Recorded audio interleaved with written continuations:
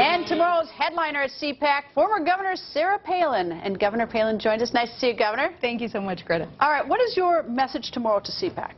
Ooh, I'm going to let CPAC know that we have reason to be optimistic, thinking positively about these midterm elections coming up, because there's been a great awakening in America. People are finding out that, for instance, Obamacare is very, very bad for our economy and for us personally, for our businesses, for our families. People are waking up to things like Obamacare because the problems of an Obamacare are being made manifest at their own dinner table and in their pocketbooks, and people are saying, no, enough is enough of this. So I'm going to remind CPAC that we have reason to be optimistic, but we'd better not let kind of the establishment, those who just go along to get along with Obama in this case, we can't let them dictate what the issues are and what the message is and what even who the candidates are. The Republicans don't like Obamacare. That's pretty plain. In fact, the House Republicans are always voting for Republicans. Well, no, I'm just saying that certainly they do. A lot of people like certain things, like when if you're a pre-existing problem or people who didn't have access to medical care. Would you think, are you going to send the message they should repeal Obamacare or fix it? Oh, I think it needs to be repealed. It needs to be killed now. And most of these politicians in office today had promised that they would do that, and yet when they had opportunity to defund Obamacare, using the tools that the Constitution provides them, the power of the purse, they balked. And it was Ted Cruz and just a few of them who stood strong on what they had at their fingertips to defund. And no, so I think it needs to be repealed. Senator Rand Paul talked about how you need a bigger tent in the Republican Party. How does the Republican Party convince a lower income, even no income person that the Republican Party is there to be a good leader for them and to provide them opportunity and a future? That's exactly what the planks in the platform of the Republican Party are supposed to be standing. We stand on that. That's what they are supposed to be representing, is equal opportunity for everyone to apply self-initiative so that they can all be lifted up and But some succeed. are just so down and out. Some have such a dysfunctional family situation. Some have no income, no education, no chance, and they come from generations of that. What about those voters? Well, you know, a practical way to entice them to understand what the Republican Party is all about, at least what we conservatives are all about, is to show examples of those who have grown up in less than ideal conditions and succeeded because they've decided they will not be dependent upon a master called government.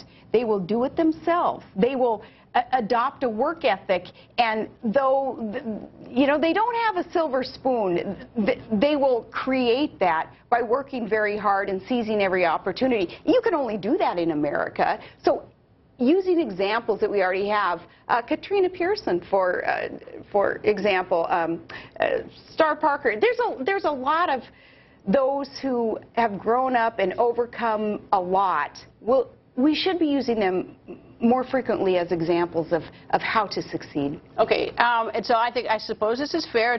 2008, you made the suggestion that Putin might invade Ukraine, and there's some poo-pooing of that back in 2008. Do you take a victory lap now on that? Oh, there's a lot of poo-pooing of a lot of things that I said, and that wasn't the only thing I was right.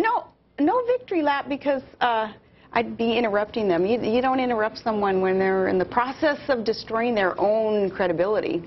That's the media. You don't like the media? I don't like an unfair, biased media unless they declare that, of course, they are biased. They're opinion talkers. Those who are supposed to be journalists, getting the who, what, where, when, and why for the people to be able to decide themselves an issue. No, I don't like those who so interject their own opinion that they become very unfair. Do you have a favorite candidate for 2016? No, not yet. Nothing? Who are sort of your, who's the top of your list? Are you considering running? Who's at top of my list? Let me back up my other question. No, one question at a time. No. All right, I appreciate those who have fought for America, like Ted Cruz, like Rand Paul. You know, though, it doesn't have to be someone who has a title today, someone in office today. In fact, Some would say we need to stay clear of those who have followed a conventional political path. Maybe they're part of the problem. There are businessmen and women out there. There are strong family men and women who understand what it is that makes America exceptional, and they want to protect that. They want to get back to that. Maybe someone like that will rise and be the candidate in 2016. Maybe that's what we need. Okay, now I get to ask that question. Are you considering, is it still within a possibility that you'll run in 2016?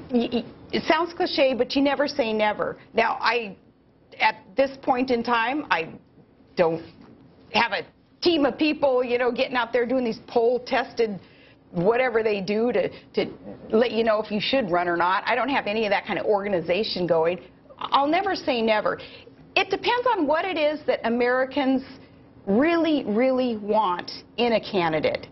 If they want a fighter, if they want someone who can so respect our exceptionalism, everything that makes America great, the promise of America, and if we don't find that, then I would run.